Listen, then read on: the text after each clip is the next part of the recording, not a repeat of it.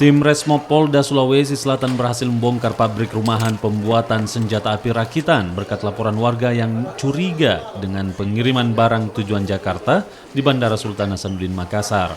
Setelah melakukan penyelidikan, polisi kemudian melakukan penggeledahan di sebuah rumah di Kabupaten Wajo, Sulawesi Selatan.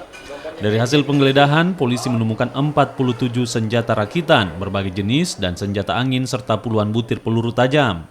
Selain itu, polisi juga menangkap 3 orang tersangka, 1 diantaranya seorang perempuan. Tersangka mengaku pembuat senjata api rakitan ini sudah beroperasi sejak tahun 2014 lalu. Menurut rencana, senjata api ini akan dikirim ke Jakarta melalui Bandara Sultan Hasanuddin Makassar.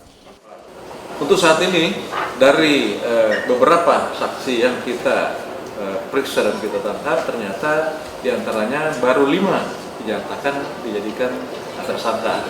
Ulangi, 5 dinyatakan terbukti dijadikan tersangka. Namun demikian, kita masih kembangkan kasus ini. Apabila di kemudian hari ada lagi keterangan saksi dan kita dalami dari 3 TSK ini, maka kita akan kembangkan lagi yang bersangkutan dari saksi bisa dijadikan jadi tersangka. Seperti itu. Jadi jumlah barang yang kita sita saat ini cukup banyak, rekan-rekan sekalian.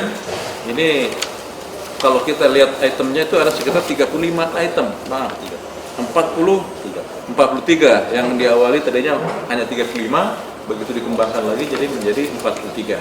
Nah, inilah barang-barang